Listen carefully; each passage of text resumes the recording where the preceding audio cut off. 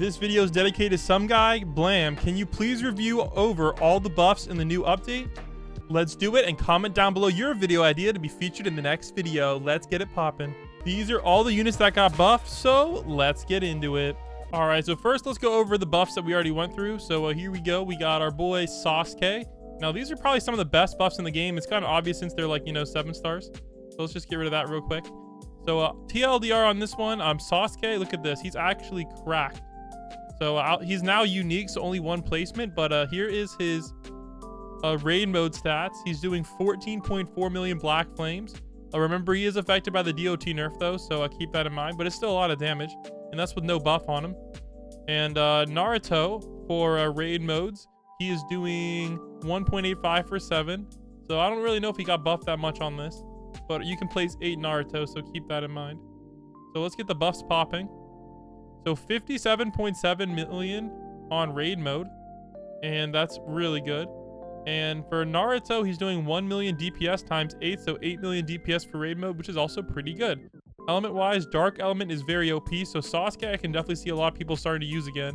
All right, I'm gonna be honest, guys, Sasuke actually is pretty freaking cracked in raid modes, etc.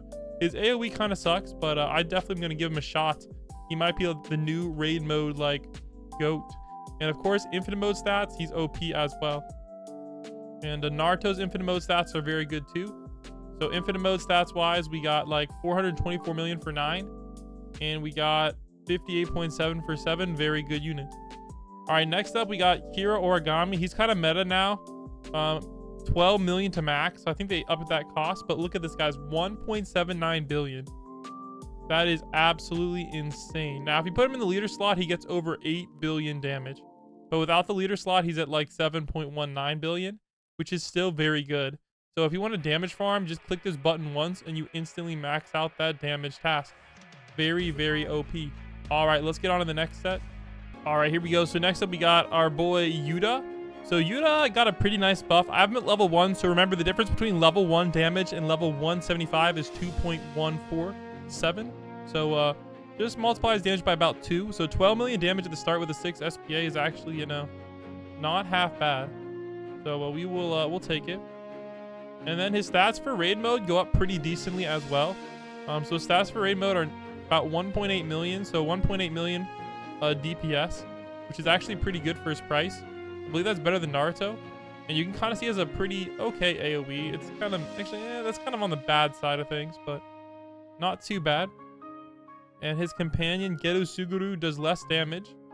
But he'll catch up a little bit. So once we get him all the way up to his raid mode upgrades, all right, you can kind of see similar DPS. All right, factoring in levels. And then maxing him out, all right, not too bad as well. So Uda's gonna be about 20 million, so about 2 million DPS. And this guy's also at about 2 million DPS here as well. So also Uda looks freaking sick. They should just have had this thing be out permanently. That would have been so cool. But there you go, guys. Both of those units are pretty decent, I'd say.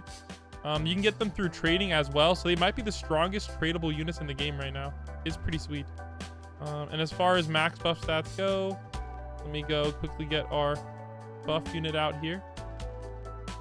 So max buff stats has them at 34.2. Not bad at all. I think I'll show you the max stats later as well. Next up we got Toka. This was, I believe, another star pass unit.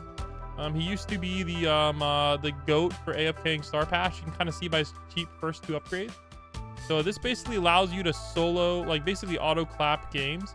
So you can either use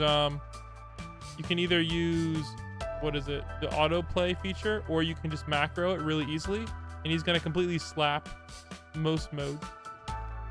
See, look how cheap his upgrades are. 1K for the first gazillion upgrades, speed blitz, and then 13K. So overall, he's actually pretty good for his price. And remember, he was basically a free star pass unit, so you can't really complain there. And max buff stats on Toku, 1.16 million for 5. So overall, that's not like too bad. Not gonna say it's like busted or anything, but there you go. All right, next up we got Saber Alternative. All right, this is a 6-star unit, released not that long ago, maybe a year or 2 ago. 155k, 389. So raid mode stats, 1.19 million for 8. Pretty dang good. And then we got Relentless Destruction. So final stats, 11.3 for 8. That's like what, 1.5-ish million DPS. And 45 for 8. That's actually pretty decent. And then of course, remember you can place 8 of her as well. So overall, 45.5 million DPS is pretty dang good for this unit. So there you go. She's actually pretty busted. That's a pretty nice buff on her. All right, next we have a unit that I don't think I have. So we have Chain Avenger Enraged as buff, aka Kurapika 6-star. So max stats here, 52.8 for 6, pretty decent. So story raid mode DPS was slightly increased, making him a solid option for fire DPS units. His DPS at level 175 with a max buff and enchant buff, 24.4 million. That's kind of low, but remember he is a 6-star with a special ability. So wait, that's for raid mode. For infinite mode, he's doing 72 million DPS with the 15% new Azure Orb. That's pretty good. So they said new tier list should be tomorrow, but that was a couple days ago. So I guess we'll get there. So and also they said they don't. So this is the 0 buff. All right, if you don't know, I don't know if I have him. Subaru or something. Oh yeah, Subaru 6-star copyright name 0. So apparently this buff kind of sucks. It gives him more range, which is pretty good for his ability. However, it only gives him a little bit more damage, so it's not really worth the grind. But I guess if you have plenty of Gauntlet Gs available, you might want to go for it. All right. So here's some of the other max stats here in case I missed them. All right. Sorcerer Evil. I guess that's a skin on him or something. I don't know. I don't know why he looks like that.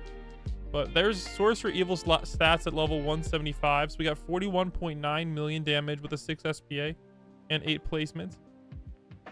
So that's pretty good. So 17.6 million to max that. However, his new DPS is 65 million, which is pretty good. That's not bad at all. So her max stats are there. Her new DPS after her buff is 56.8 with the buff and only a 10% leader buff. So it could get even higher if you have a 20% leader buff on her. So she costs 16 million for all max and no abilities. And they did not change her raid stats, which we did notice. All right, next up we got Naruto. So Naruto's 90.5 million group DPS. That is one of the highest in the game, guys, right there. And only 16 million to place. So let's just say Naruto's buff is very, very good. Keflu's buff, 98.4 million. So that's not actually that good.